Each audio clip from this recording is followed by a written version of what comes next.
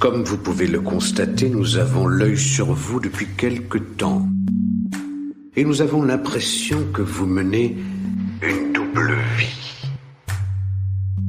Avec les coups de pied, les coups de poing, l'emmerdant, c'est que ça laisse des marques. En revanche, il y a un truc super efficace, c'est celui-là, tu vois.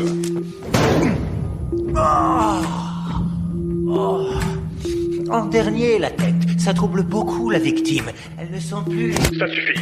Je vais te démonter. Allez, c'est parti. Je suis calé. Je lance les questions. Bonjour, je ne vais pas te demander comment tu vas. En général, tout le monde s'en fout, même celui ou celle qui répond. Allons donc à l'essentiel. Peux-tu te présenter, sans utiliser des clichés et autres formules flamboyantes mais creuses, merci? Tu as remarqué que ça tire à balles réelles ici, hein? N'aie pas peur, reste solide sur tes appuis et répliques. De toute façon, ça ne pourra pas être pire que de répondre à des sénatrices condescendantes au milieu d'une chapelle ayant le nom d'un homme politique que je suis assez vieux pour avoir connu. T'inquiète, je suis un faux méchant. Eh bien bonjour, je m'appelle Carmina. Je suis experte de pornographie.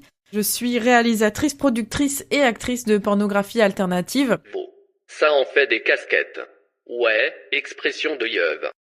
Je suis dans le milieu depuis 2013. J'ai commencé à la base comme journaliste pour un webzine qui s'appelle Le Tag Parfait et qui malheureusement est hors ligne aujourd'hui à cause de la loi SREN. C'est un magazine en fait de culture porno et qui taclait le porno de manière intéressante, intelligente, culturelle, sociale, business, etc. Et comme je trouvais ça fascinant et que j'étais fan de porno, j'ai voulu commencer à écrire pour eux. Et en fait, c'est à partir de ce moment-là que j'ai mis un pied dans le milieu à proprement parler. Je suis aussi assez vieux pour me souvenir parfaitement du tag parfait. Ah, le bon vieux temps. Et en fait, tout s'est déroulé à partir de là. J'ai commencé à moi-même poser pour des photographes nus. J'ai fait modèle webcam. J'ai écrit beaucoup d'articles. J'ai écrit un blog aussi sur mes premières expériences de webcam et de travailleuse du sexe virtuel. Et j'ai commencé à prendre la parole en public et à militer. Et ensuite, j'ai commencé du coup à faire mes propres films en 2017 parce que je voyais qu'en fait il y avait encore beaucoup à faire dans le milieu de la pornographie alternative et je me suis dit tiens pourquoi pas y aller moi-même. On n'est jamais mieux servi que par soi-même, c'est vrai. La preuve, je fais du podcast. Oui, cette interruption est totalement inutile mais, en bon vieux mâle blanc cis, lorsqu'une femme tient des propos plus intéressants que les miens, j'ai des palpitations et je sens que mon pénis rétrécit. Promis, je ne le fais plus. Donc c'est comme ça que j'ai commencé. Et du coup maintenant oui, c'est en fait je fais plein de choses. Donc maintenant un podcast, je fais de la photo, je fais des films, je fais des documentaires, mais le sujet est toujours le porno. Et un peu plus largement, le travail du sexe. Le travail du sexe, ça ne me choque pas. Mais pourquoi plonger dans l'enfer du podcast? Pourquoi salir ton âme dans l'enfer des bonnettes humides et des micros turgescents? Pourquoi foutre bleu? En plus, tu les filmes, tes podcasts. La dépravation est totale. Pourquoi je suis rentrée dans le podcast? Parce que en fait en France ça marche bien. Ça fait un moment que j'ai envie de faire un podcast en fait et j'aurais dû me lancer il y a beaucoup plus longtemps. En fait, ça fait vraiment au moins 4 ou 5 ans, un peu plus même, que je veux faire un podcast qui parle de cul. J'avais été en pourparlers déjà avec une petite boîte de production de podcasts qui se lançait. Mais en fait, comme le sujet du porno et du sexe est très très compliqué à financer, à subventionner, en fait, le projet n'avait jamais vu le jour et ça m'avait un peu découragée, en fait. Donc, du coup, j'avais laissé tomber. Et puis, un jour, je me suis dit, bon, en fait, il y a pas en France de podcast qui donne la parole aux personnes qui font du porno. Il y en a pas assez. Il y en a un petit peu à droite à gauche. Maintenant, je vois que des créateurs de contenu se mettent à avoir leur propre podcast ou à parler dans des podcasts d'autres personnes ou d'influenceurs, etc. Mais moi, j'avais vraiment envie d'avoir un podcast qui soit vraiment dédié au porno, parler avec des gens qui font du porno et en parler un peu sérieusement et que ce soit pas juste un podcast de la rigolade. Démonétisé, c'est un peu le grand échiquier du porn, si je comprends bien. Le grand échiquier. Vous pouvez cocher une case de plus dans mon bingo de la vieillesse.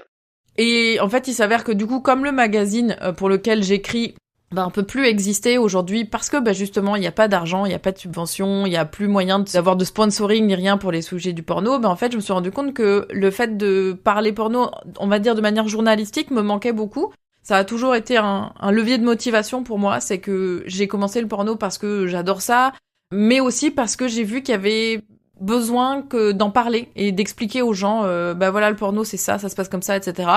Et depuis que j'avais plus cette outlet, on va dire, en écrivant les articles, j'étais vraiment j'avais un manquement. En fait, je me rendais compte, j'avais vraiment un manque dans mon métier et je me suis dit bon, il faut que je trouve une manière de retrouver ça. Et je me suis dit les interviews c'est toujours chouette, les podcasts ça marche bien, et donc c'est pour ça que j'ai lancé Démonétisé l'année dernière. Donc je produis tout moi-même, donc évidemment à perte, parce que pour l'instant il n'y a pas de sponsor, j'ai quelques Patreon, mais pas assez pour le moment. Gagner de l'argent avec un podcast. C'est comme un bon cuni ou un homme fiable, ça relève du miracle, de l'utopie, de la douce rêverie. Et pourquoi je le filme, en fait, c'est très simple, c'est parce que j'avais besoin aussi de visibilité sur les réseaux sociaux. Je me suis dit, si j'ai envie que ça marche, il faut que ce soit aussi visible sur les réseaux sociaux.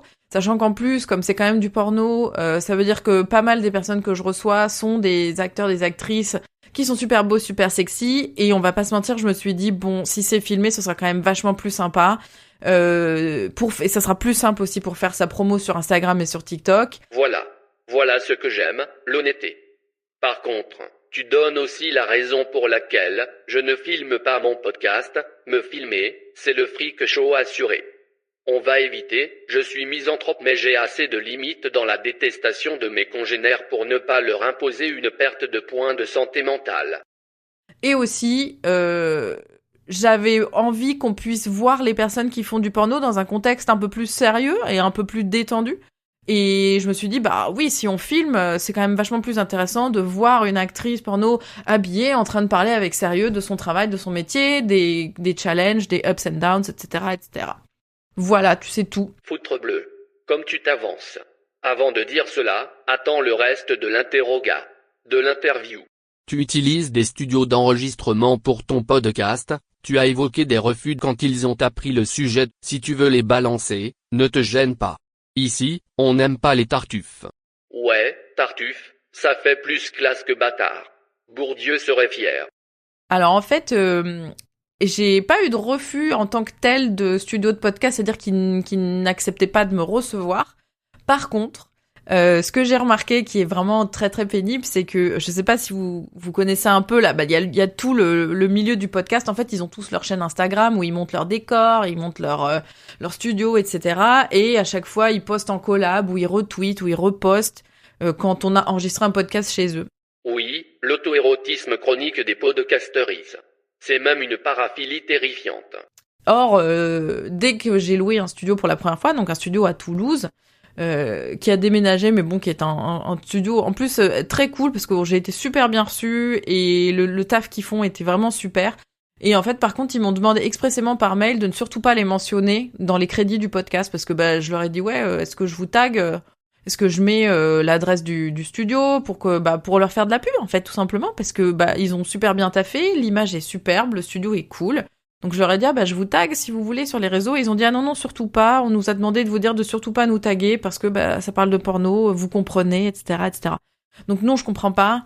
Et puis il y en a plein maintenant. Du coup j'ai tourné aussi dans beaucoup de studios à Paris et en fait 3 studios sur 4 me demandent de pas les taguer. Il y en a 1 ou 2 qui ont dit qu'ils étaient tout à fait ok d'apparaître. Donc à chaque fois je les mentionne sur Instagram, mais par contre ils partagent jamais, ils retweetent pas, ils acceptent pas les demandes de collaboration, etc. Je crois qu'il y en a qu'un seul, et je les remercie d'ailleurs, c'est le studio La Voûte à Toulouse, qui non seulement ont été vraiment super, ont fait un super taf, mais en plus, à chaque fois que je les tag, ils repartagent, et ils ont pas eu de problème à nous suivre et à commenter sur les podcasts, genre merci d'être venu, etc., etc. Donc il y a vraiment une discrimination en fait envers les sujets du porno, et ça passe vraiment partout, notamment ça, c'est-à-dire qu'ils sont ok pour prendre mon argent quand je loue le studio, mais par contre jamais de la vie ils vont me faire de pub, mais ils ont pas envie d'être associés à moi, quoi. Le studio La Voûte, vous êtes cool. Disons-le. Je propose même un slogan. Tu veux enregistrer un podcast? Va te faire voûte. Voilà. J'ai honte, bordel, j'ai tellement honte. Il y a une vague de coachs du fion, avec une bonne vibe moisie d'entrepreneuriat, à la LinkedIn, et de Bives et New Age. Est-ce que tu l'as remarqué toi aussi et qu'en penses-tu? Tu peux répondre non, tu as des visions. Faut arrêter les psychotropes et l'aigreur, mon vieux, je n'en serai pas vexé, promis. Oui, il y a une vibe de coach, ouais, comme ils appellent ça le OFM, c'est le OnlyFans Management. Qu'est-ce que j'en pense? Ça me fait chier. Ça me fait chier parce que, encore une fois, c'est des hommes qui profitent des femmes, du patriarcat, du capitalisme, de la misogynie, etc., pour se faire des thunes sur le dos des meufs. Et ça m'embête. Ça ne m'embête pas du tout qu'on se fasse aider et qu'il y ait des personnes qui soient spécialistes, des agents, des personnes qui soient là pour aider en fait les modèles OnlyFans, parce que ce qu'il faut bien comprendre, c'est que c'est un métier qui est très compliqué et qui est très difficile et où il y a énormément de choses à faire, c'est-à-dire que basiquement, on gère une entreprise toute seule. Donc c'est normal d'avoir besoin d'aide, on est des humains, on peut pas tout faire nous-mêmes, on peut pas être fort partout, on peut pas tout savoir faire, et même si au début on arrive toujours à bidouiller, à se débrouiller, on apprend plein de choses. Moi je sais que j'ai appris énormément en créant mon propre contenu, et c'est pareil que ce soit du porno ou un autre type de contenu, hein. On apprend à se mettre en scène, on apprend la lumière, on apprend les caméras, on apprend à faire du marketing, à faire du montage, à faire du son. Je connais même des gens qui ont composé leur propre musique pour leur contenu. Enfin voilà, c'est quelque chose de super enrichissant et épanouissant professionnellement et artistiquement. Mais en fait, on n'est que des humains et on est une seule personne. Donc quand on commence à avoir un certain succès, eh ben on a besoin d'aide. De même manière que, je sais pas, si on prend une star au pif, j'en sais rien, je vais dire une énorme star pour que les gens comprennent. Oui, bonne idée. Prends une méga vedette. Michael Schumacher, par exemple. En fait, est-ce que vous pensez que Beyoncé, elle taffe toute seule? Bah non. Ok, je l'avoue. C'est un bon exemple aussi. Donc en fait, pourquoi est-ce que une personne qui est hyper célèbre dans le porno et qui est hyper connue dans le porno, en fait, elle tafferait toute seule? C'est impossible. Donc oui, il faut des assistants, il faut des personnes qui soient là pour aider à filmer, pour aider à faire du montage, pour aider peut-être à faire de la retouche photo, pour aider aux réseaux sociaux, parce que c'est un travail de malade, les réseaux sociaux. Donc oui, on a besoin d'aide, on a besoin de collègues. Et c'est pour ça que j'ai créé, moi, mon propre studio de production, parce que je me suis dit, je vais avoir besoin d'aide et je dois pouvoir payer les gens pour qu'ils m'aident. Comment ça? Payer les gens? C'est pas très podcast spirit. Seigneur, serais-tu une gauchiste? Donc j'ai une entreprise, en fait, pas parce que j'ai envie de me faire de l'argent, parce que spoiler, je m'en fais pas, mais parce que je me dis, si demain j'ai besoin d'un assistant de prod, si demain j'ai besoin d'un community manager, en fait, je peux légalement les payer et les embaucher. Légalement, et payer, dans une interview qui parle de podcast et d'entrepreneuriat. C'est de l'audio porn de gauche que l'on fait là. Et en fait, oui, on a besoin de gens qui nous aident pour ça. Moi, ce qui m'ennuie, c'est que ce soit devenu une mode chez les hommes, des hommes jeunes souvent, qui profitent vraiment en fait des femmes et qui les utilisent et qui sont bien à l'abri dans leur petit studio ou dans la cave de chez leurs parents, hein, on va pas se mentir, parce que il y en a, c'est sûrement ça, et qui se posent aucune question et qui pensent que qu'ils ont raison, qu'ils sont forts et que c'est les meilleurs, et en fait ils se rendent pas du tout compte et ils connaissent rien au travail du sexe non plus, ils savent pas ce que c'est le stigma, ils le subiront jamais parce qu'en fait c'est les femmes qui sont nues sur OnlyFans qui vont le subir, et moi ça me dérange profondément. Il y a beaucoup de personnes qui utilisent le terme de proxénétisme 2.0, mais je me permets de préciser que ça n'en est pas, parce qu'en fait, le travail du sexe virtuel, la pornographie, la création de contenu, la webcam, ce n'est pas, aux yeux de la loi française, ce n'est pas de la prostitution. Donc, par extension, le fait d'être manager, ça ne peut pas être du proxénétisme. Et c'est important de le préciser parce que la loi française a envie de faire interdire le porno, et s'ils le font passer comme prostitution virtuelle, ça va très bien marcher. Malheureusement. Mais il faudrait que la droite dure, voire l'extrême droite, soit au pouvoir et impose leur ordre moral moisi, ou qu'une majorité de la gauche soit abolitionniste et tape sur les TDS en oubliant l'empathie et l'esprit de progrès qui la caractérisent depuis, au moins Jaurès. Oh, wait a minute. Donc non, c'est pas des proxénètes, c'est juste des petits cons qui profitent, encore une fois, des femmes, et qui profitent de la faiblesse des femmes, et qui profitent des fois aussi de la force des femmes, parce que il faut être super courageuse pour faire du contenu porno et pour se mettre à poil sur Internet, et ça m'énerve que ce soit eux qui en profitent et qui récoltent les lauriers. Donc, si la loi française était mieux foutue, ou en tout cas si j'avais plus de temps ou plus de moyens, etc., moi j'aimerais beaucoup avoir une agence justement pour aider les modèles qui se lancent, mais le faire de manière éthique et de manière solidaire et de manière féministe, etc., etc. On peut rêver, hein. Oh sweet summer child. Tu es réalisatrice, photographe, actrice, créatrice de contenu, bref un vrai couteau suisse de l'image et de sa construction, une experte, une cadre du cadrage. Parle-moi un peu de ta vision du Female gaze. comment mettre en image les corps autrement que par les yeux des porteurs de testicules qui font tourner les serviettes. Je reconnais que te demander de parler esthétique de l'image dans un podcast sans image, c'est un peu comme faire des trucs pénétratifs sans lubrifiant, c'est possible mais va falloir y aller doucement et être imaginatif. Mais tu n'es pas non plus venu ici pour une thalasso-option CUNY. Tu sais pertinemment où tu as mis les pieds. Enfin, je l'espère pour toi. Je crois que je le fais très instinctivement. C'est-à-dire que pour moi, le female gaze, c'est quelque chose qui, en fait, n'existe pas vraiment parce qu'il n'y a pas un regard féminin. Il n'y a pas une seule femme, il n'y a pas une seule expérience de femme, et donc il n'y a pas. Je pense que c'est compliqué de généraliser un female gaze, comme je pense. Mais c'est tout un autre débat, que évidemment il y a plusieurs male gaze, etc., etc. C'est juste que dans la société dans laquelle on vit, qui est hétéronormée, patriarcale, capitaliste, les productions culturelles ont tendance à effectivement tout recentrer sous, on va dire, dans une catégorie qui est faite pour plaire aux hommes. Et évidemment, le porno n'échappe pas à ça. Le porno, ce sont des films, des vidéos, des photos qui sont faites pour plaire aux hommes hétérosexuels, et donc évidemment, il y a quelque chose de très standardisé dans la manière de filmer, de photographier les corps.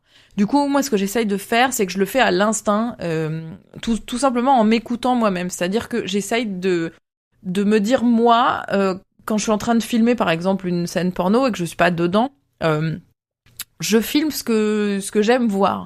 Donc, je m'écoute aussi. C'est-à-dire que là, par exemple, si je vais tourner avec, je sais pas, avec quelqu'un qui a des belles mains, ben peut-être que je vais filmer les mains, parce que les mains qui attrapent la peau, c'est beau, parce que les mains, s'il y a un petit peu de, je sais pas, par exemple, de jeu avec les doigts et la bouche, c'est très joli aussi à filmer. Et donc, plutôt que de faire uniquement des gros plans gynécologiques, je vais aussi faire des gros plans sur d'autres choses, sur les yeux, sur les souffles, sur les courbes du visage, je sais pas, sur des petits détails de peau, et sur la lingerie aussi, parce que la lingerie, c'est superbe. Donc en fait, quand on a une personne qui a de la très belle lingerie, ça peut être aussi très chouette de filmer ça.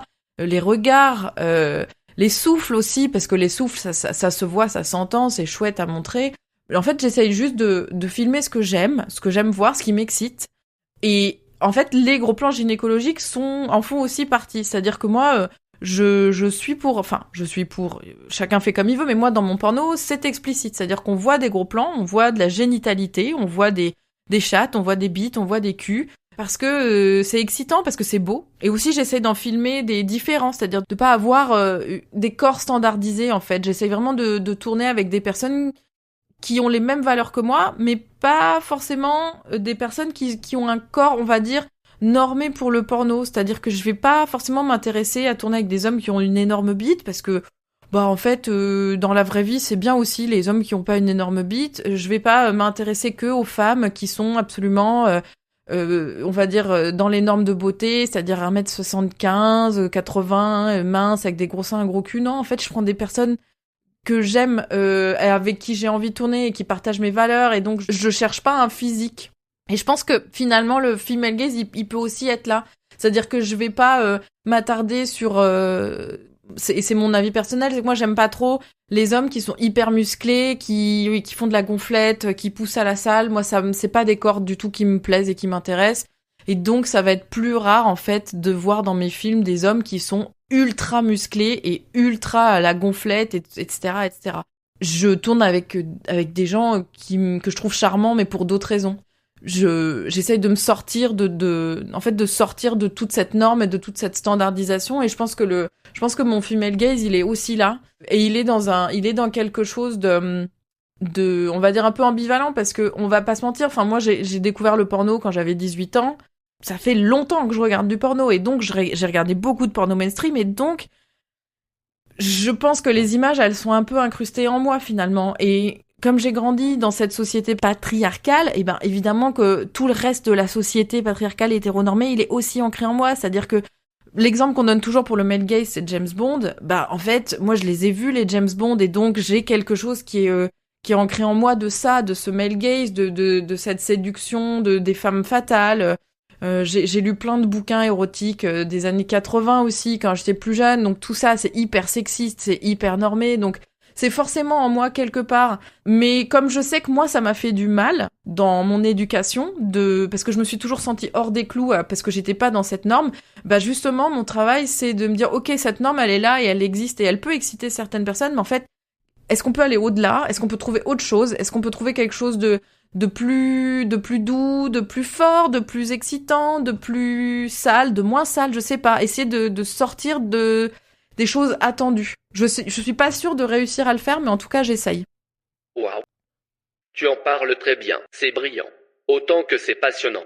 Tu as remarqué que je n'ai pas ajouté mes petites saillies drôlatiques. Quand l'intelligence parle, je me tais. Je suis team petite bite, du fond du cœur. Merci. On sent un vent bien fétide de puritanisme avec des relents d'ordre moral soufflés en ce moment. La pornographie a toujours accompagné les sociétés, illégalement ou pas. Et, toi, tu l'as découvert comment la pornographie? Perso, le premier film porno que j'ai vu, c'était grâce à la première version du codage de Canal+. J'ai encore un souvenir ému de Devil in Miss Jones en version mosaïque. Ça dit tout et ça m'évite surtout de dire mon âge.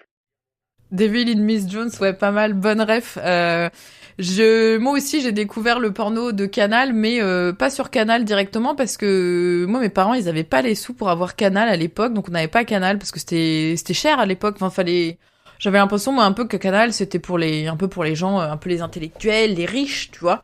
C'était la même chose ici. Canal+ était un signe extérieur de richesse, pas les moyens. Et non pas que mes parents ne soient pas des intellectuels, mais en tout cas, ils avaient pas envie de mettre des thunes dans une chaîne pour regarder du cinéma. Donc on n'a pas eu Canal+ tout de suite. Et même si on l'avait, enfin c'était la télé du salon, donc je pouvais pas descendre à 00h30 le samedi pour mater un film, c'était cramé quoi. Donc c'était pas possible. Donc en fait, et puis aussi sans vouloir dire mon âge non plus, moi quand j'étais ado, il y avait pas internet, ça n'existait pas tout simplement. Donc j'ai pas découvert le porno très tôt. Alors le porno, j'entends le porno, on va dire les films porno, parce que j'avais déjà vu des choses un petit peu érotiques, les choses qui pouvaient passer sur M6 le soir, ou sur les chaînes un petit peu, voilà, vers 23h, mais c'était ce qu'on appelait avec mes potes des films de tête, parce qu'en fait on voyait que des têtes, contrairement aux films de cul où on voyait des culs. Donc je regardais les films de tête sur M6 et tout ça, et j'avais vu des petites choses un peu érotiques, avec voilà, des seins, un peu des fesses, ou de la lingerie, des choses très, très sensuelles comme ça. Mais le vrai porno, le premier vrai porno que j'ai vu, c'était un Dorcel, c'était La Princesse et la Pute. Ah, les titres de films porno. Tout un poème. Et je l'ai vu en cassette vidéo quand j'avais, je pense, 18 ans, parce que j'étais avec mon copain qui l'avait en cassette vidéo, parce qu'il l'avait enregistré sur Canal, parce que ses parents avaient Canal, et il l'avait enregistré sur une VHS. Et un jour, il m'a dit, ouais, tu veux qu'on regarde un film et tout? Et j'étais là, genre, bah, grave. Et donc, je me souviens comme si c'était hier. Et donc, la première scène que j'ai vue, c'est une scène lesbienne entre Laure Sinclair et Coralie Trinity. Donc, le film, il date de 96. Et là où, par contre, je suis vraiment trop heureuse, c'est que, il y a quelques années, je suis allée visiter Dorcel. Je m'avais invité pour je sais plus quoi. Une interview, je crois, un truc comme ça. Et en fait, on a parlé de ça, on a parlé du fait que mon premier film, c'était ça. Et du coup, Dorcel m'ont envoyé l'affiche du film, une vraie belle affiche officielle du film, dédicacée par Marc Dorcel. Et du coup, j'ai ça chez moi, et franchement, c'est une de mes archives que j'aime le plus, quoi. Moi, j'ai une photo dédicacée d'Alain Minck. No kink shaming, s'il vous plaît, merci. Et en fait, comme ça m'a immédiatement fasciné ce film, après donc à l'époque je louais des VHS et des DVD de porno, parce que là du coup j'étais étudiante, donc je louais mes petites cassettes vidéo et mes petits DVD, etc. Puis après, on a commencé à avoir l'internet, on va dire, à plus haut débit, et donc là, oui, après j'ai commencé à regarder du porno sur internet, mais les tubes, c'est 2006. Moi, en 2006, j'avais déjà découvert le porno, et je le consommais par d'autres manières. J'allais sur des sites, soit des sites payants, ou sinon, je louais les DVD, ou j'achetais les magazines avec les DVD dessus. Donc ouais, ça fait une paire d'années que je regarde du porno maintenant. Du haut de ton grand âge et des tonnes de sagesse accumulées à ce jour, que dirais-tu à cette Carmina qui commence à consommer de la pornographie ? Je lui dirais... En fait, t'as envie d'être à la place des personnes qui sont à l'écran. Et tu crois que tu peux pas parce que tu te trouves pas assez belle, ou tu te trouves trop grosse, ou tu te trouves pas assez grande, ou pas assez blanche, ou pas assez mince, ou pas des assez gros seins, ou je sais pas quoi. Mais en fait, c'est des conneries. Et vraiment, si t'as envie de faire du porno, fais-en. Et attends pas 15 ans, ou plus d'ailleurs. Enfin, oui, attends pas 15 ans pour en faire, alors que tu pourrais en faire maintenant, et que peut-être ça te rendrait plus heureuse, et que peut-être que du coup tu serais plus précurseur que ce que t'as été. Et ouais, je crois que c'est ça que je lui dirais. Je lui dirais, écoute-toi, en fait, si t'as envie de faire du porno, fais-en, parce que de toute façon, qu'est-ce qui va se passer ? Enfin, qu'est-ce qui peut se passer de pire ? Oui, être cramé dans mon secteur d'origine, mais vraiment je détestais mon métier. Quand j'avais 22-23 ans, je bossais dans des trucs qui me faisaient chier. Qu'en fait, j'aurais mieux fait de faire du porno tout de suite, comme ça j'aurais peut-être eu une carrière qui a plus décollé, ou peut-être que j'aurais fait plus de choses, j'aurais plus d'expérience à l'âge que j'ai, j'aurais pas recommencé de zéro quand j'avais 30 piges, donc en fait, ouais, je pense que je lui dirais d'arrêter de complexer et de foncer, quoi. Tu as témoigné devant le Sénat pour une commission. Tu as dit, je résume, on existe, on est des pros, et on veut des droits, pas de la condescendance et du misérabilisme. Tu penses que si les TDS étaient majoritairement des hommes, les droits seraient déjà acquis depuis longtemps ? D'ailleurs, les TDS sont-elles majoritairement des femmes ? Oui, si les TDS étaient majoritairement des hommes, ça fait longtemps qu'on aurait des droits, oui, je pense. En fait, si les hommes subissaient autant de stigmas que ce que les femmes subissent dans la société, et notamment dans le fait d'être travailleuses du sexe, oui, bien sûr que ça fait longtemps que les choses seraient réglées.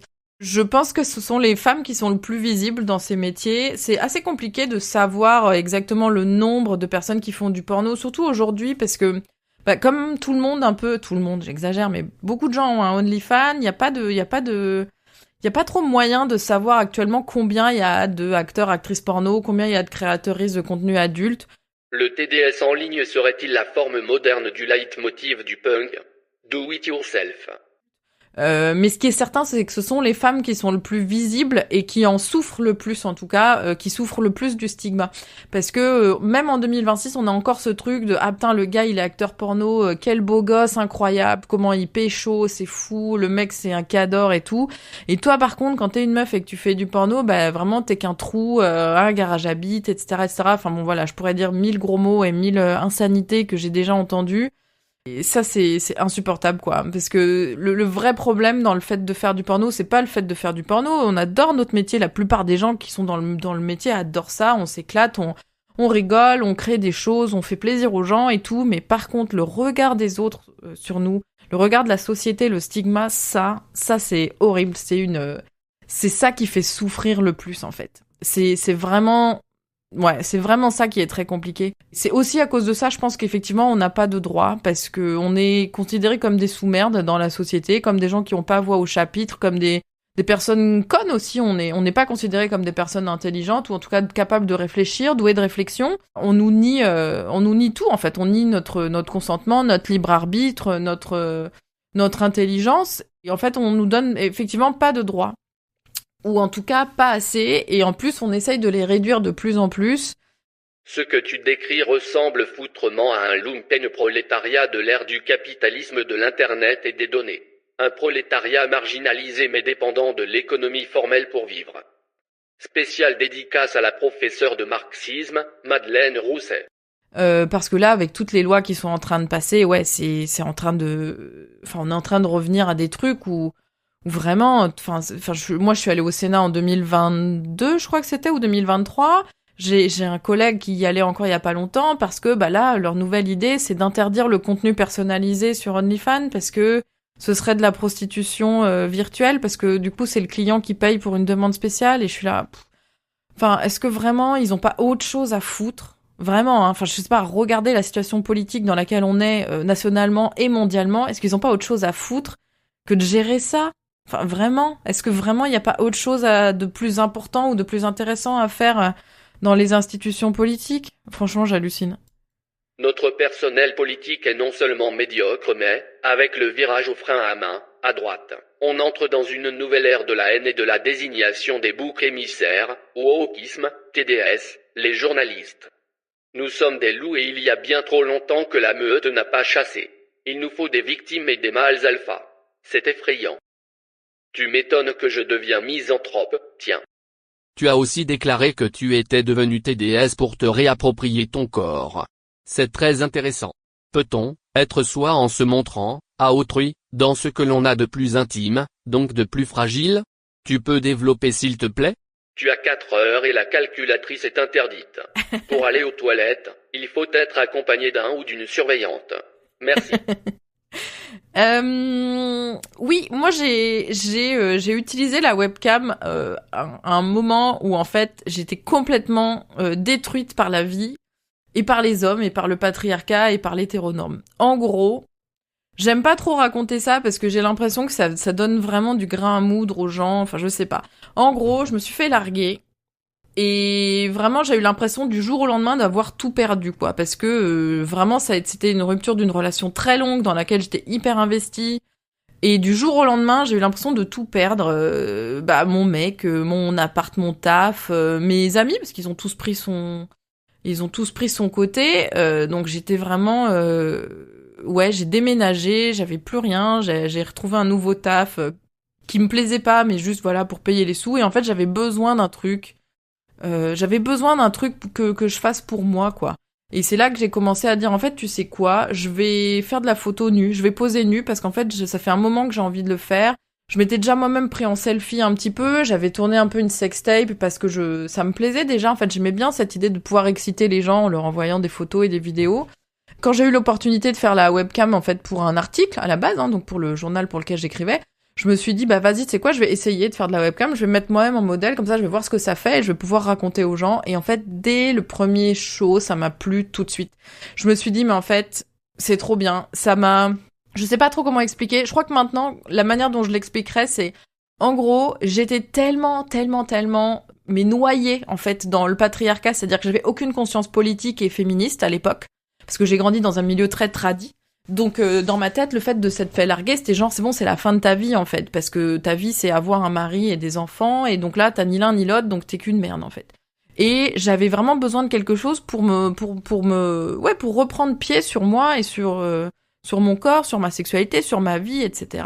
Parce que j'avais l'impression, comme je me suis fait larguer en plus, pour quelqu'un d'autre, je me disais, en fait, c'est parce qu'en fait, je suis trop moche et que du coup, toujours ce truc de complexe de la société qui dit que t'es pas assez bien, que t'es pas assez belle, t'es jamais assez quand t'es une femme, t'es jamais assez. Et le fait de faire ce show webcam et de voir qu'il y avait des gens qui non seulement étaient prêts à passer des heures à me regarder, mais en plus à payer pour me regarder, et qui me faisait des compliments, et qui me trouvait belle, et qui me faisait... Mais en fait, ça a tellement complètement enlevé un truc de mes épaules. C'est-à-dire que là, vraiment, j'ai capté, j'étais là genre, ah d'accord, donc en fait, tout ce qu'on me raconte depuis des années, c'est de la merde. En fait, oui, je suis belle, et oui, je peux plaire, et oui, je peux faire bander les hommes, et surtout, en fait, c'était pas si grave que ça, et pas si important que ça, quoi. Et donc, ça m'a tellement libérée de quelque chose, que j'ai vraiment eu cette impression que ça faisait de la place dans mon cerveau pour pouvoir faire d'autres trucs. Pour pouvoir réfléchir à la vie, pour pouvoir réfléchir à la politique, pour pouvoir créer de l'art, pour pouvoir faire de la photo, de la vidéo, etc. Et ça, c'est un truc qu'on répétera jamais assez, c'est qu'en fait, on a besoin du féminisme, parce que le patriarcat et les injonctions qu'on fait aux femmes, aux tresses du sexe, etc., c'est pour nous empêcher de vivre, pour nous empêcher d'avoir le temps de réfléchir, en fait. On nous dit, fais-toi les ongles, et on se dit, au moins, pendant qu'elles se font les ongles, elles ont pas le temps de réfléchir à faire la révolution, parce qu'en fait, on devrait être en train de faire la révolution, vu comment on est trop maltraité dans ce monde. Donc, d'être passé par la case porno, en fait, ça m'a fait sauter dans la case, en fait, c'est quoi? En fait, je suis belle, je suis bonne. En plus, je sais que je suis intelligente, y a pas de problème. Et je vois que je fais bander les hommes. Et en plus, franchement, une fois que t'as fait bander un homme, t'es là genre, oui, cool, what's new, tu vois? Qu'est-ce qu'on peut faire d'autre maintenant? Donc vraiment, ça m'a libéré complètement la tête de tous ces complexes, de tous ces trucs. Et grâce à ça, maintenant, je peux faire des choses. Je peux réfléchir et créer et faire la révolution et militer. Donc je suis très contente. Tu peux vraiment. Ce que je viens d'entendre fait partie des discours féministes les plus puissants que j'ai pu lire ou entendre. De mon point de vue de vieux mâle blanc cis, bien évidemment. Tu évoques souvent tes origines mexicaines. À part ta connaissance de la tequila et du mezcal, Je l'ai lu dans un billet de ton blog, celui où tu as chopé le beau gosse du cinéma. Oui, j'ai stalké, c'est une maison sérieuse ici. elles ont eu quelles influences dans ta personnalité, ta construction, voire dans ton regard de créatrice d'images qui bouge plus ou moins? Ouais, je crois que ça joue beaucoup mes origines mexicaines et je crois que malheureusement, je les honore pas encore assez. Je suis très française parce qu'en fait, j'habite en France depuis très longtemps. Je suis née à Mexico, mais j'habite en France depuis très longtemps et ma famille au Mexique me dit toujours que je suis très française, très européenne et ça me rend un peu triste parce que moi, j'ai pas envie, j'ai envie aussi que les gens ils sachent que je suis mexicaine, etc. Donc, j'essaye de le revendiquer, j'essaye de me rapprocher de ma culture le plus possible, ce qui est très difficile, hein, parce que bah voilà, j'habite en France, j'habite en Europe. Le Mexique c'est loin et c'est cher d'y aller, donc j'essaie de me rapprocher de ma culture comme je peux, et je pense que mine de rien, le fait de m'être rapproché du porno queer, ça m'a aussi aidé à reprendre pied en fait avec ma double nationalité et avec ma culture. Parce que, en fait, en évoluant dans les milieux queer et dans les milieux politisés, dans le porno aussi alternatif, en fait, j'ai rencontré plein de gens qui sont pas blancs et qui sont militants antiracistes et militants décoloniaux et qui m'ont fait comprendre plein de choses sur ma vie, sur comment j'ai grandi en fait entourée de ma famille française, donc d'une famille blanche, et comment j'avais pu subir du racisme que j'avais même pas identifié en fait, du racisme bienveillant un peu, parce que voilà. En France, les latinos, ils ont ce truc, où en fait on subit du racisme c'est du racisme entre guillemets mignon dans le sens, on va te dire ah cool, est-ce que tu sais danser la salsa et effectivement est-ce que t'aimes bien la tequila et les tacos, voilà. Donc c'est jamais très méchant, mais ça reste du racisme quand même quoi. Grâce à tous les gens que j'ai rencontrés dans le porno, en fait j'ai compris beaucoup mieux la vie en fait. J'ai beaucoup évolué sur la question du racisme, sur la question du colonialisme et de la colonisation au Mexique, et j'ai beaucoup progressé sur ça et ça m'a énormément fait avancer sur moi et pour me comprendre moi-même. Et en fait, j'ai beaucoup envie de travailler avec des personnes mexicaines et de faire aussi des pornos où il pourrait y avoir des éléments de culture mexicaine, ouais. C'est juste que là, j'essaye d'en prévoir un, mais sans tomber dans les clichés parce que j'ai envie que ce soit authentique et j'ai pas envie que ce soit du porno mexicain mais pour touristes. Mais par exemple, quand j'ai fait le film Guacamole avec Lina Bembe, qui est une collègue mexicaine, pour moi ça a été super chouette parce que j'ai tourné un porno en espagnol et en fait la vérité c'est que j'avais assez rarement couché avec des personnes mexicaines dans ma vie parce que j'ai grandi en France et quand j'ai quitté le Mexique j'étais très petite. Donc le fait de pouvoir faire du sexe en espagnol et de le filmer et de parler aussi de notre héritage et de la diaspora et du fait qu'on a quitté le Mexique et qu'on vit en Europe, pour moi c'était très très chouette de pouvoir le mettre en scène. J'ai envie d'explorer beaucoup plus ce côté-là et j'espère que j'aurai l'occasion de le faire. Tu as baptisé ta maison de production Carré Rose. Raconte un peu pourquoi? Je pense au carré blanc de la télévision de mon enfance. C'est exactement ça, c'est parce que moi aussi j'ai connu le carré blanc, et sauf qu'il s'avère que ma couleur c'est plutôt le rose, et puis le rose c'est beaucoup associé aux trucs sensuels, au porno aussi un petit peu, enfin il y a beaucoup de sites porno qui ont des logos roses ou qui ont des sites dans les couleurs roses. Le rose c'est joli. J'ai moi-même un petit déshabillé rose qui me va à ravir et qui fait son petit effet lors des soirées gangbang et philanthropie de mon Rotary Club. Et puis en fait j'habite à Toulouse et du coup il fut un temps où j'envisageais de faire un jeu de mots avec, tu vois, comme je vis dans la ville rose. Imaginer un nom autour de la couleur de la ville, c'est une bonne idée. Effectivement, toujours meilleur, dans tous les cas, de prendre pour thème l'autre emblème de la ville, la saucisse. Voilà, deuxième fois que j'ai honte durant cet épisode, bordel. J'avais toujours un peu en tête ça, de peut-être faire un festival rose dans Toulouse, mais sauf que je me suis fait piquer l'idée par un couple, par un groupe de rappeurs ici, voilà, qui ont un truc qui s'appelle Rose Festival, donc bref. Donc voilà, j'avais envie effectivement de rappeler le carré blanc et puis voilà, un petit peu un clin d'œil à Toulouse, un clin d'œil à ma couleur préférée.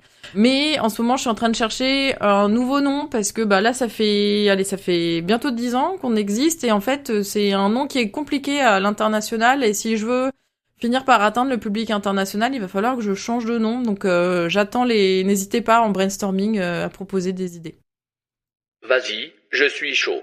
Bang and Roses? Queer Me Tender? Rosa Cruz? Pink is the new porn? Horny Weather? Pink Me. C'est cadeau. Le porno inclusif et féministe, ça fonctionne en France?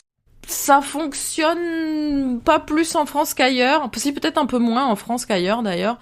Ça fonctionne, mais c'est compliqué parce que les gens ont du mal à se tourner vers ça. Parce que les gens pensent, comme aujourd'hui, en fait, tu sais, on est prisonnier des algorithmes, on est prisonnier de ce qu'on nous sert, il y a plus de trop de curiosité, en fait, culturelle et artistique, et donc, les gens ont du mal à se tourner vers des médias qu'ils connaissent peu. Ils prennent ce qu'on leur sert, quoi. Donc, tu tapes porno dans Google et tu regardes ce qui sort. Et donc, les gens ont un peu de mal à se sortir de ça, ce que je peux comprendre, évidemment. Mais du coup, ça marche, mais pas assez. Heureusement, ça commence à être bien connu maintenant, c'est-à-dire que les gens savent qu'il y a du porno différent, du porno féministe alternatif, mais ils vont pas forcément le chercher, et surtout, ils vont pas forcément le payer à cause des tubes qui existent depuis maintenant 20 ans, donc ça veut dire qu'on a toute une génération de personnes qui est née alors que les tubes existaient déjà. Et qui sont en âge de consommer du porno maintenant, et ben en fait toutes ces personnes-là, elles ont été, elles connaissent que le porno gratuit, et donc c'est un peu plus compliqué de faire payer aux gens un truc qu'ils ont toujours eu gratuit. Alors que en fait le porno c'est du cinéma, c'est du divertissement, donc il y a aucune raison que ce soit gratuit. La chance qu'on a, c'est que depuis le Covid et qu'il y a eu donc la grosse percée d'OnlyFans, les gens ont compris qu'en fait c'était aussi cool de s'abonner à des créateurs qu'ils aiment bien, et que finalement en fait tu peux lâcher 5 balles, 10 balles pour du porno, qu'en fait c'est ok parce que tu vas avoir un truc qui te plaît plus, ou qui va être plus personnalisé, ou qui va plus te correspondre. Donc en France, les gens ont un peu plus de mal parce qu'ils ont pas trop la culture du pourboire, comme il peut y avoir avec les strip clubs aux États-Unis par exemple. Et du coup, ouais, ils ont un peu de mal à lâcher les sous, mais ça commence à rentrer doucement, on va dire. Titre de ma sextape. Waouh. J'ai ri. Merci. Tu as appelé ton podcast démonétisé, c'est bien, tu es lucide. Je t'offre ici un espace de liberté, un lieu de catharsis, tu peux dire tous les mots interdits. Vas-y, lâche-toi. Et après avoir balancé ta bordée de termes plus ou moins fleuris façon capitaine Haddock, donne-moi, s'il te plaît, ta vision de l'avenir du TDS en ligne. Les algorithmes sont-ils vos prédateurs naturels? Bite, chat, couille, gangbang, pénétration, chat, ah non, je l'ai déjà dit. Bon, de toute façon, beaucoup de chat, il faut beaucoup de chat. Pipe, lécher, sucer, gland, je sais pas. Porno, le porno c'est super, le sexe, sexualité, LGBT, les gens LGBT, Fait chaud là, non? Voilà, c'est à peu près tous les trucs qui sont interdits et je sais effectivement qu'on va être démonétisé, hein. Je veux dire, le podcast, le nom, c'est assez imposé, c'est imposé de lui-même, parce que de toute façon, je vois pas dans quel monde je vais pouvoir monétiser un podcast déjà qui parle de sexe pendant 1 heure, et surtout qui parle de porno entre gens qui font du porno. Et parce qu'en fait, ça aussi, c'est un truc qui est assez rageant. C'est que souvent, il va y avoir des podcasts où les gens parlent de porno, mais eux-mêmes ne sont pas des sex workers, ne sont pas des travailleurs du sexe, ne sont pas des acteurs porno, et eux, par contre, on les sponsorise. Et ça, c'est très très énervant. Je vois très bien de quoi tu parles. Et bien sûr, ces podcasts ne donneront pas un peu d'argent aux ayants droit du film X utilisé. Évidemment. Ça, c'est, je pense, le truc qui m'énerve encore plus, c'est quand je vois, genre, vraiment des célébrités parler de porno, genre s'encanailler parce qu'ils ont parlé de porno, ou faire un petit podcast où vas-y, on va regarder un porno ensemble et on va parler de porno.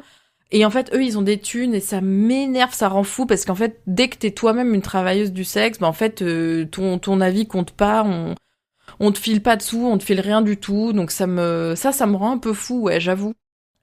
C'était quoi la question? C'est est-ce qu'on est prisonnier des algorithmes parce qu'ils sont nos prédateurs? Alors oui, on est complètement prisonnier des algorithmes, surtout depuis qu'il y a OnlyFans, en fait, parce que OnlyFans, c'est une page directe vers la personne, mais ça veut dire aussi que c'est pas un site où il y a un catalogue, comme Pornhub par exemple. C'est-à-dire que si tu mets une vidéo sur Pornhub, les gens ils peuvent tomber par hasard sur ta vidéo, ça peut arriver.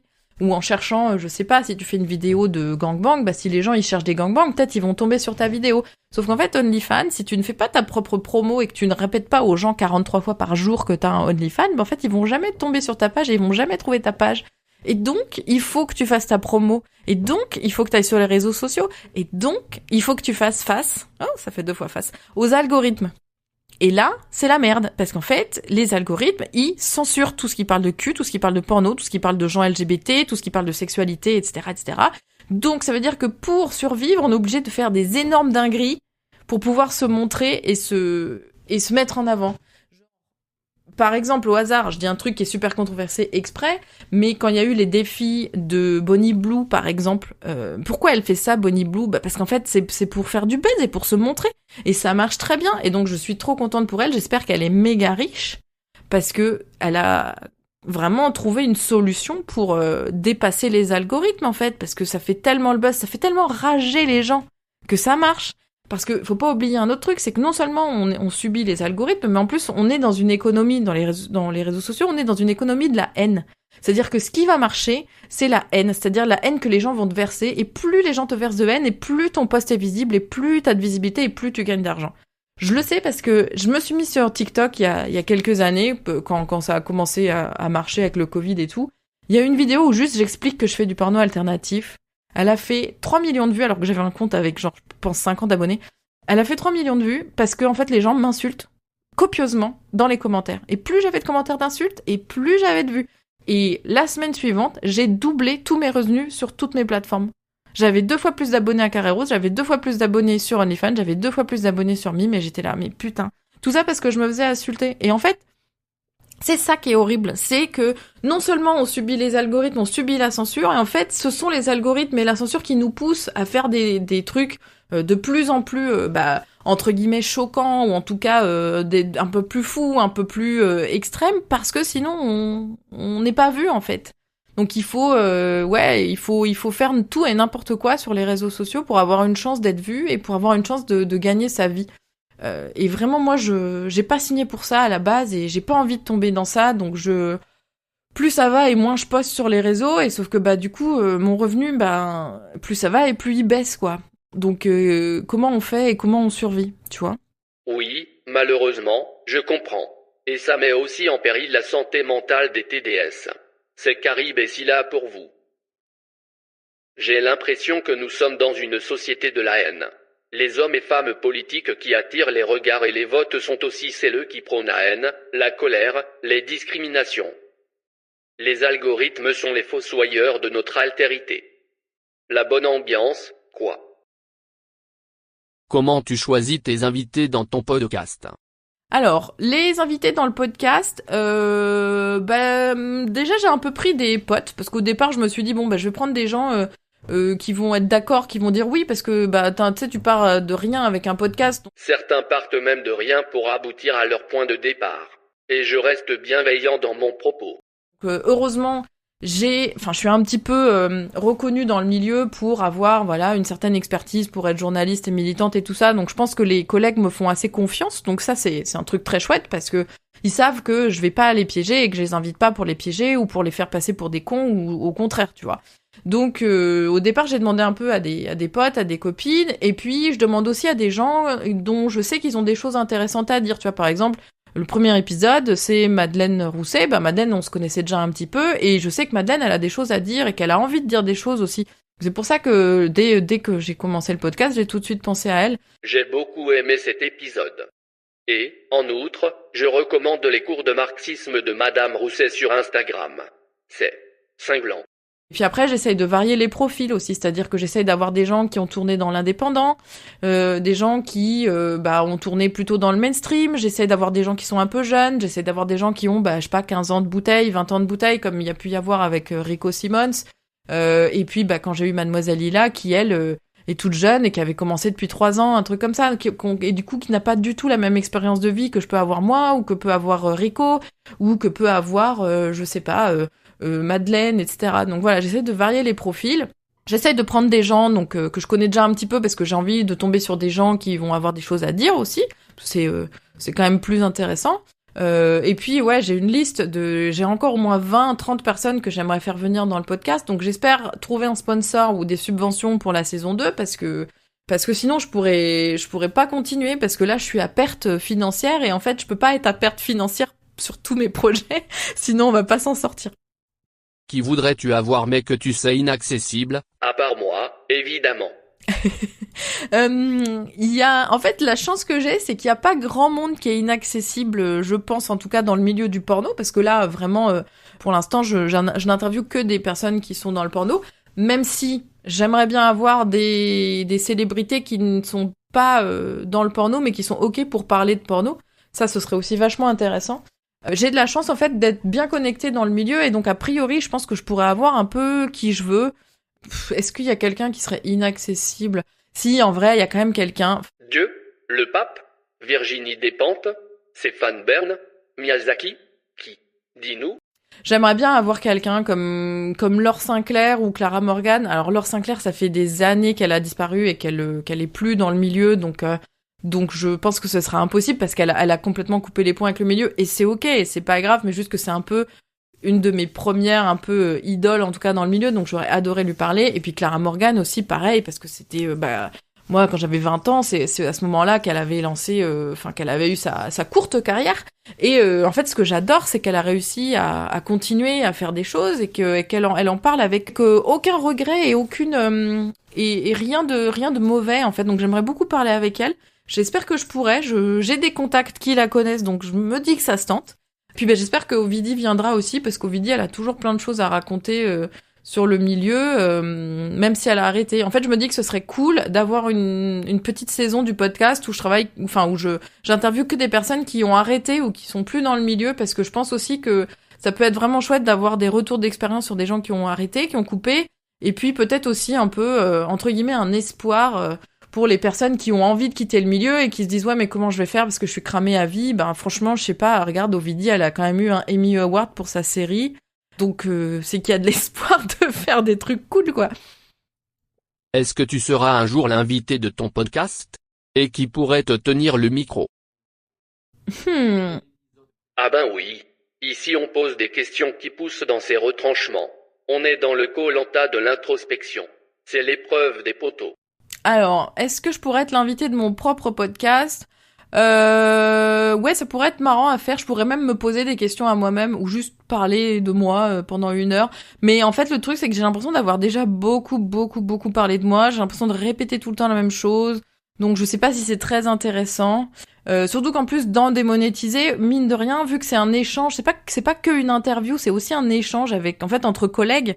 Donc j'ai l'impression que souvent, je raconte aussi des petites anecdotes qui me concernent parce que je relate avec les personnes qui sont en face, tu vois, parce que je me compare un peu, parce que je parle de mon expérience. Des fois, quand je suis pas d'accord, je le dis, mais moi je suis pas d'accord parce que ceci, cela. Donc j'ai l'impression que j'ai quand même mon mot à dire un peu, et que j'arrive à aussi parler un peu de mon expérience dans Démonétisé. Mais ouais, ça pourrait être marrant. Je sais pas. Je crois que j'ai déjà trop parlé. Tu vois, genre là, ça fait 50 minutes que je parle. Peut-être c'est trop, tu vois. Po. On arrête ça tout de suite. Depuis le début, je suis suspendu à tes lèvres. C'est passionnant. Au-delà de la pertinence et de l'intelligence du propos, c'est la profonde humanité qui émane de tes réponses qui m'impressionne. J'apprends en t'écoutant, et j'en suis heureux. Alors on ne s'autodénigre pas. Si tu veux te flageller, pas de souci. Mais pas ici, Madame Ceresa del Cruz. Tu n'as pas mon consentement. Quel épisode préfères-tu? Essuies-tu des refus pour venir parler dans ton micro, et pourquoi? La raison officielle est celle que tu devines, hein? Ici, on dit les mots. De toute façon personne n'écoute. Tu verrais les statistiques, c'est en deçà de la demi-molle. Quel épisode je préfère actuellement? J'ai beaucoup aimé celui avec Charlie, live show, parce que la conversation était méga fluide, parce que je pense qu'on a à peu près le même âge, on a à peu près commencé en même temps. Oh oui. En plus, son podcast est très bien. Celui avec Prune, je me souviens qu'on a aussi beaucoup rigolé. Je pense qu'en fait ça marche bien quand il y a une certaine complicité entre moi et la personne, et je pense que c'est aussi pour ça que c'est intéressant que j'interviewe des potes, des collègues que je connais déjà un peu, parce que j'ai l'impression que le courant passe un peu mieux en fait, et on arrive plus facilement à se lâcher. Sinon ça reste un petit peu scolaire. Comme pareil avec Rico Simons, mais en fait il connaît tellement, il a eu tellement d'expérience, et je suis tellement jalouse de toute son expérience et de tout ce qu'il a fait que j'avais 1000 choses à lui dire, ça aurait pu durer 3 heures. Mais je pense qu'en fait quand je connais un peu les gens, il y a une meilleure complicité, et c'est un peu plus fun, on va dire. Et sinon, est-ce que j'ai déjà essuyé des refus? Oui, parce qu'en fait il y a des personnes qui ont pas envie de s'exposer en France. Enfin, je sais que par exemple il y a une créatrice de contenu française qui fait beaucoup son business, on va dire, à l'étranger, dans les pays plutôt anglo-saxons, et qui est pas out auprès de sa famille, tu vois, par exemple. Donc en fait, si jamais c'est repris, parce qu'en plus comme j'ai cette sale tendance à beaucoup militer et à beaucoup ouvrir ma gueule dans la presse, ben du coup, tu vois, des fois il y a la presse qui parle de mes projets et c'est un peu dangereux parce que bah si t'es pas, tu vois, si ta famille est pas au courant que tu fais du porno et que bah demain il y a un article dans je sais pas quel média sur moi et qu'il y a un gros screenshot du podcast où t'es dedans, bon bah c'est un peu voilà. Donc les gens savent aussi que s'ils me disent oui, c'est potentiellement un truc qui peut être vu beaucoup ou longtemps, etc. Et donc il y a des personnes voilà qui ont pas envie de se montrer dans un média français. Et d'autres personnes qui se sentent pas à l'aise de prendre la parole, en fait. Et ça me rend triste parce que je pense qu'il y a toujours moyen de parler et de raconter son expérience. Mais effectivement, ouais, je comprends si on n'est pas à l'aise, mais ça m'embête parce que je suis sûre que j'arriverai à les mettre à l'aise quand même. Mais je respecte la décision, donc du coup, je demande une fois et si les gens disent non, ben, du coup, tant pis, j'insiste pas. Qu'est-ce que tu penses des podcasts érotiques pornographiques? La voix, est-ce un organe sexuel monétisable? J'en ai écouté pour voir. De mon point de vue, il y en a peu qui échappent au ridicule ou au plus lourd du Male gaze. On peut se sentir sale par les oreilles, ils m'auront au moins appris ça. C'est truc.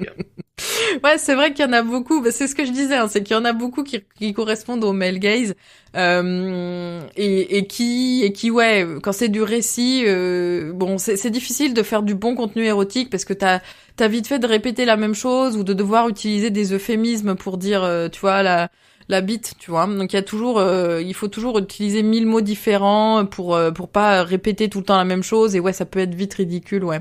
Mais si c'est bien fait, si c'est un peu naturel, un peu chouette, je suis chaud. J'aimais beaucoup le porno audio avant.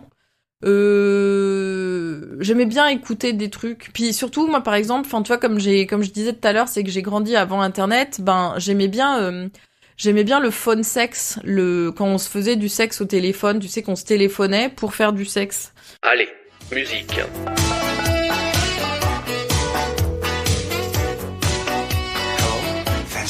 What's your credit card number? 696-67113. Your phone number? 751-6177. What's your fantasy? I'm gonna speak to a very hot one. We'll call you back. Sex over the phone. Sex over the phone. Avant le sexting, parce qu'en fait maintenant on fait du sexting, et d'ailleurs j'ai trop rigolé parce que la dernière fois je faisais du sexting avec une personne qui du coup est plus jeune que moi, qui est pas de ma génération. Et je lui disais, mais sinon, tu sais, on peut faire du vocal, quoi, du phone sex et tout. Et donc, en fait, je voyais bien que la personne avait tellement l'habitude du sexting, genre un peu à l'écrit, qu'elle avait pas trop l'idée de comment ça marchait. Et donc, j'ai dû lui expliquer ce que c'était le phone sex, tu vois, et c'était un peu marrant. Mais parce que moi, j'adore les voix, vraiment j'adore. Enfin, moi, quelqu'un qui me parle, qui me dit des trucs sensuels dans l'oreille, mais c'est oui à 1000%. Donc, j'aime bien les podcasts érotiques. Les trucs érotiques où c'est la personne qui te parle directement, mais j'aime pas trop les trucs où c'est des récits érotiques. Tu vois, par exemple, si c'est un truc où ça va raconter, genre, oui, la jeune fille baissa sa culotte pour nanan, ouais, non, ça me chauffe pas. Mais par contre, si c'est un podcast qui te parle directement, où t'as une voix qui te dit salut, tu m'as manqué, j'ai beaucoup pensé à toi et ça m'a beaucoup excité. Ça, oui. J'avoue que, là, oui. Foutre Dieu qu'il fait chaud. Ça doit être mon andropause. Ça, j'adore. Franchement, j'adore. Je pense que oui, la voix fait partie des trucs les plus érotiques qu'il peut avoir, quoi. Et mon petit point faible, c'est quand il y a un petit accent anglais. Alors là, je ne réponds plus de rien. Carmina. J'ai encore le goût de ta peau sur mes lèvres. C'est cadeau, bisous. Qu'est-ce qui te fait rire? Pleurer? Hurler des insultes sur les mamans? Pour les mamans, ce sont les tartuffes et autres faux gentils. Moi qui ne suis que bienveillance et empathie, j'ai des envies de les Chuck Norrisser sévères. Qu'est-ce qui me fait rire? Qu'est-ce qui me fait pleurer? En ce moment, il y a beaucoup de choses qui me font pleurer parce que j'en peux plus de l'ambiance politique qu'il y a en ce moment, et en tant que personne qui fait du porno, bah franchement, on n'est pas aidé. Depuis que je suis allée au Sénat et qu'il y a eu les rapports qui ont été publiés où je me fais publiquement insulter et diffamer dans les rapports du Sénat, je t'avoue que j'ai un peu perdu confiance en les institutions politiques, en la France, en mon propre gouvernement, tout ça. Donc ouais, en ce moment, il y a beaucoup de choses qui me font pleurer. Ouais, je pleure beaucoup. Je suis quelqu'un qui pleure beaucoup. Je pleure parce qu'en fait, je pleure quand je suis triste, et je pleure quand je suis en colère, et je pleure quand je suis frustrée, parce que je sais pas comment exprimer les choses, tu sais, parce que comme je suis une femme et qu'on m'a appris qu'il fallait jamais se mettre en colère, bah, j'ai du mal à exprimer quand je suis en colère. Donc c'est un peu compliqué. Qu'est-ce qui me fait rire? Bah écoute, un truc qui a rien à voir. Alors si, puisqu'on parle de porno depuis tout à l'heure, le porno, ça me fait beaucoup rire. Les gens oublient que c'est un divertissement, que c'est aussi fait pour être fun à la base et qu'on était là pour rigoler au début. Enfin, moi, quand je suis arrivée dans le porno, c'était pour rigoler.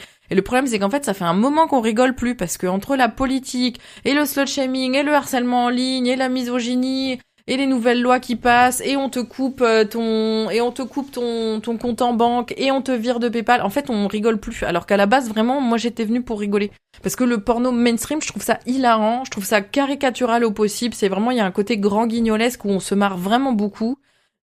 Et j'adore ça. Et c'est pour ça qu'à la base, je suis rentrée dans ce milieu. Enfin, tu vois, les films avec des dialogues improbables, avec des tenues d'infirmières que aucune infirmière ne mettrait dans la vraie vie. Mais c'est hilarant, en fait. C'est trop drôle et on oublie qu'on est là aussi pour rigoler, en fait. Oui, vous êtes sur un répondeur instantané, je vous laisse 2 secondes pour parler à vous. Oh, écrase, je t'ai reconnu, Didier. Je sais bien que c'est toi, connard. Ah, chère conne, quelle joie de vous entendre. Elle t'emmerde, la conne. Je te promets que le jour où je te rencontrerai, tu la ravaleras, ta salive. Et je te jure que t'auras pas le temps de la voir quand je te bâillonnerai avec ma connasse. Et tu demanderas grâce quand je t'inonderai la gueule tellement je voudrais. Et quel programme alléchant. Et qui en est l'interprète? T'occupe pas de ça, tu le découvriras plutôt que tu le crois. En attendant, ménage-toi et économise ton foutre, car je te prie de croire qu'il t'en faudra. Parce que quand je te tiendrai les couilles, je te les viderai jusqu'à la dernière goutte. Ah. C'est encore la même fille que l'autre jour? Non, c'était le style, mais pas la même voix. Quant à savoir où elles ont eu notre numéro... Dans les WC où tu t'amuses à raconter ta vie. À la base, le porno, ça me fait beaucoup rire. Mais comme en ce moment, le porno, ça me fait pas trop marrer, bah disons que je me rabats sur autre chose. Qu'est-ce qui me fait rire? Où est-ce que j'ai bien rigolé ces temps-ci? J'écoute des podcasts, j'écoute beaucoup de podcasts américains. J'ai pas encore énormément trouvé de podcasts français où j'accroche de fou et où j'ai envie de tout binger.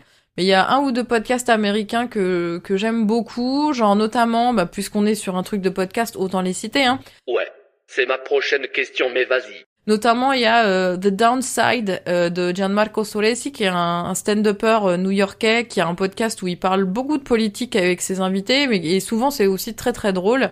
Et j'écoute aussi So True de Caleb Heron, qui est aussi un stand-upper, un comédien, un acteur américain, qui invite plein de gens que j'aime bien en plus dans son podcast, et du coup c'est aussi très très drôle et pas que drôle, c'est-à-dire que ça attaque aussi des sujets un peu sérieux, un peu de politique, et donc les derniers trucs que j'ai regardés de Caleb Heron m'ont fait beaucoup rire, les derniers épisodes de podcast. Et sinon il y a une série qui me fait vachement marrer, j'arrête pas d'en parler à tout le monde, ça s'appelle Ghosts. C'est alors je regarde la version américaine, surtout qui est un remake d'une série britannique, donc c'est une série qui s'appelle Ghost comme fantôme avec un S quoi, au pluriel. Où en gros c'est un couple de jeunes qui ont hérité d'une énorme baraque, un énorme château, un manoir à la campagne qui était à une grand-tante. Sauf qu'en fait la maison est hantée et les fantômes sont hilarants. C'est hyper wholesome, enfin comme on dit. Désolée, je dis beaucoup de mots en anglais en mode je me la pète, mais c'est parce que je ne trouve pas mes mots. T'inquiète, c'est un habitus dans le podcast game, le franglais. Au moins, toi, tu en es consciente. C'est très mignon, c'est très marrant, il y a de l'humour qui est un peu fin aussi. Et vraiment cette série me fait beaucoup rire. Voilà ce qui me fait rire en ce moment, ouais. Et qu'est-ce qui me fait avoir envie de hurler? Ben les hommes. Vraiment les hommes. Je suis désolée de dire ça parce que en plus enfin moi je suis bi donc j'adore les hommes, je sors beaucoup avec des hommes mais en fait vraiment Non, je comprends. Il n'y a pas plus décevant que les hommes. À part pour leur mère, et encore, ils sont décevants. Au lit, dans les relations, dans le travail. Partout, tout le temps, décevants. Moi-même, je ne suis pas très fier de ma fiabilité, alors je compatis. Je comprends pas, c'est quoi leur problème? Je comprends pas. J'essaye d'être vraiment tout le temps sympa et adorable et en plus, enfin, je suis quand même une meuf assez open mind. Putain, encore de l'anglais. Oh la meuf, cela joue. Je suis une meuf qui est quand même assez ouverte d'esprit, donc j'essaye vraiment tu vois, d'être à l'écoute, de proposer des bails. Moi, tu me proposes un truc super chelou, je suis chaud. Hein. Enfin, Tu sais, franchement, tu me dis, viens, on va en partous. Bah ouais, on regarde du porno. Bah ouais, tu vois, viens, on fait ci, on fait ça, ou tu veux pas faire un plan à 3. Mais oui, moi, je dis oui à tout, tu vois, donc je suis un peu sympa. Tu as même dit oui à ma proposition de participation à un podcast qui défonce les podcasts. C'est dire ton ouverture d'esprit. Et en plus, je suis marrante, et en plus, je suis belle, et en plus, je suis intelligente, et les hommes arrivent quand même à pas gérer, quoi, à pas être là, à pas assurer, à arriver en retard, à pas répondre aux messages, à ghoster les gens, et du coup, je me dis, mais je comprends pas, je sais pas ce qu'il vous faut. Donc en ce moment, ouais, c'est les hommes qui me donnent envie de vraiment hurler, et là, pour le coup, Capitaine Haddock, quoi, vraiment, hier et avant-hier, mais j'aurais pu tuer quelqu'un, je pense. Voilà. La misandrie devrait être envisagée, parfois, souvent, comme un réflexe d'autodéfense. La grande question que l'on pose aux acteurs et actrices du X, c'est comment envisagez-vous votre reconversion? Je ne le ferai pas. À la place, donne-moi la question que tu aimerais que l'on te pose.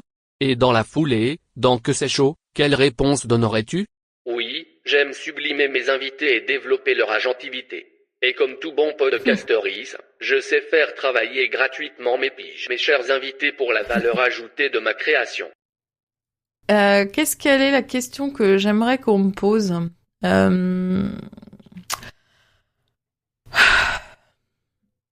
Est-ce qu'on peut t'aider? J'aimerais bien qu'on me pose cette question. Genre, que les gens sur Internet, ils me posent la question, est-ce que ça va et est-ce qu'on peut t'aider et si oui, comment, tu vois?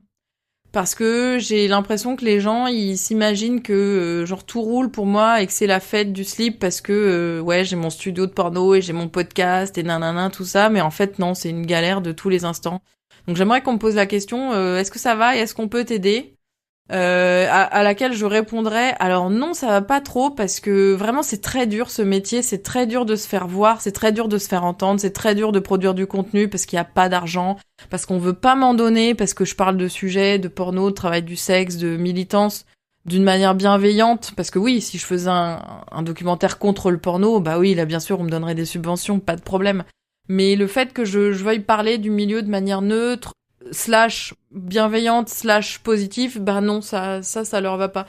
Donc en fait, on me donne pas d'argent pour m'aider à faire des films alors que tous les films reçoivent des subventions. Enfin, je veux dire le CNC, le Centre du cinéma, en fait, ils subventionnent plein de boîtes de prod, mais en fait, t'as pas le droit de proposer du porno pour être subventionné, alors qu'en fait, bah c'est aussi du cinéma et qu'en plus moi le porno que j'essaye de faire, c'est un porno qui est un peu tu vois, un peu inclusif, etc. Et donc qui politiquement est vachement intéressant, mais on me donne pas de thunes, on me donne pas de subventions. Les marques cherchent pas à collaborer avec nous, alors que, enfin, vraiment, il y a je sais pas combien d'influenceurs qui reçoivent des cadeaux tout le temps, des trucs. Franchement, envoyez-moi un cadeau, je sais pas. Enfin, vraiment, une fois de temps en temps, ça me ferait plaisir.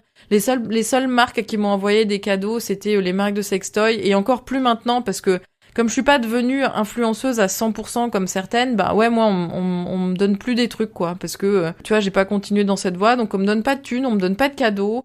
Donc ouais, c'est galère. Donc comment on peut m'aider? Il faut parler de porno avec vos potes, il faut faire la pub des trucs porno que vous aimez bien. Si vous avez aimé mon contenu, ben franchement, lâchez un pourboire. Si vous aimez le podcast, faut donner sur le Patreon en fait, parce que bah sinon je vais pas réussir à faire de saison 2. Là, je suis à perte de plusieurs milliers d'euros pour avoir produit ce podcast, parce que bah faut payer le studio, faut payer la monteuse, faut payer la graphiste, et moi je me suis pas payée du tout. Je viens de finir un documentaire qui va être vraiment génial et dont je suis très fière, et qui parle de militantisme, de travail du sexe, de photographie, d'art, de female gaze, de tout ce qu'on veut.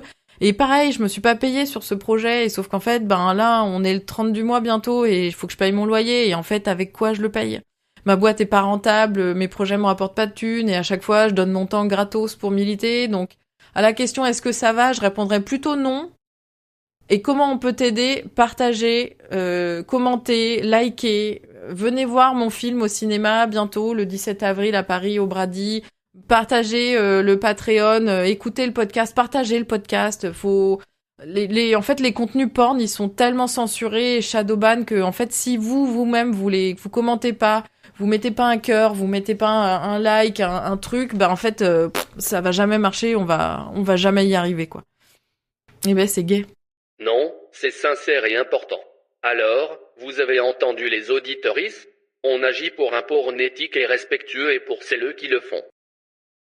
Tu fais du podcast, donc je pense que comme beaucoup de podcasteries, tu n'en écoutes pas, mais, au cas où tu serais une exception, quel podcast rêves-tu de démonter ? Alors si, comme je le disais tout à l'heure, moi j'en écoute des podcasts, mais pas assez des Français. Je me rends compte que j'en écoute pas assez des Français. Je te recommande Les Copains de Mauvais Travail. Un podcast bien écrit, intelligent et drôle. Ils sont bons, les petits mauvais. Mais je peux, je peux quand même vous parler de 2 ou 3 podcasts là que j'aime bien. Par exemple, j'aime beaucoup ce que fait Binge, enfin en tout cas ce que faisait Binge, parce que là, c'est sûr qu'il y a pas mal de trucs que j'aimais bien qui se sont arrêtés ou qui ont changé, mais enfin Programme B de Thomas Rozek, enfin ça a toujours été un de mes petits trucs préférés, j'adore écouter ça. Les couilles sur la table, du temps de Victoire Tuaillon, j'ai vraiment tout bingé vraiment pour le coup. C'était très chouette. Camille aussi, c'était super ce petit podcast qu'ils avaient fait. Donc voilà, chez Binge, j'aimais bien un peu ça. J'ai longtemps écouté le Floodcast aussi pendant vraiment plusieurs années et ça m'a souvent bien fait rire. Même si je déplore le fait qu'il n'y avait pas assez de meufs encore à mon goût. Mais je rêve en fait d'avoir un Floodcast de meufs. Donc si jamais un jour je trouve une team de meufs qui est chaude pour faire ça avec moi, je suis ultra chaud, vraiment faire un pareil, en fait, un podcast où juste on raconte notre life et où on dit des gros mots et où on invite nos potes et voilà, enfin ça, j'en rêve, mais que avec des meufs par contre. Et sinon, qu'est-ce que j'écoute en France? Attends, parce que ça se trouve, je vais oublier des gens que j'adore et qui font des trucs que j'écoute souvent. Qu'est-ce que j'écoute souvent?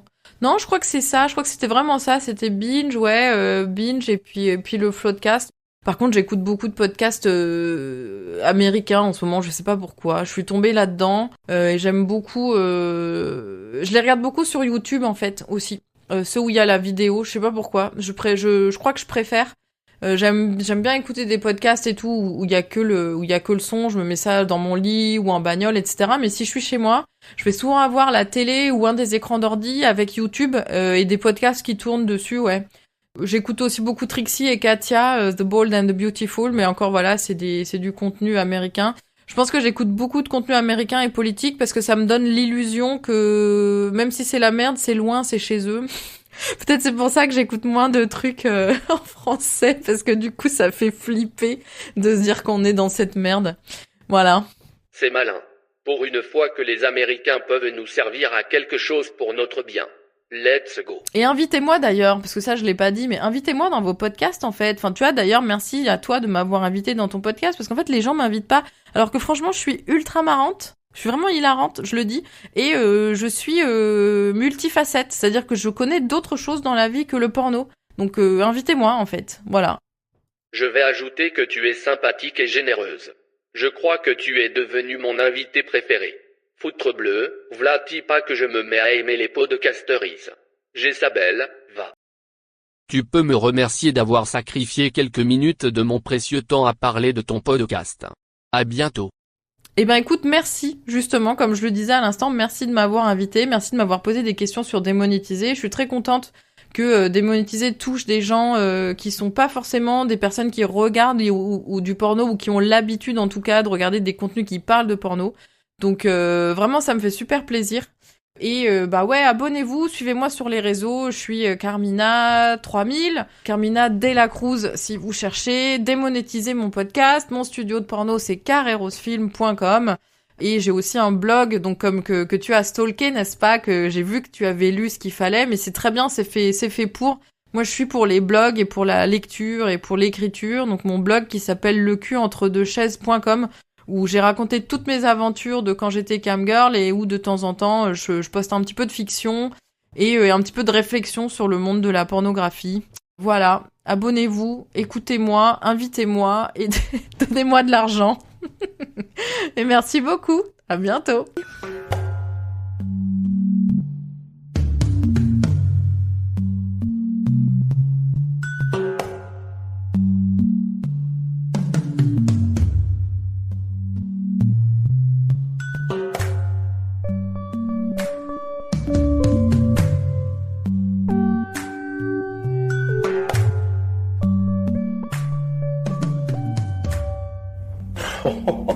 N'y pense même pas, je suis bien trop rapide pour toi. Bang!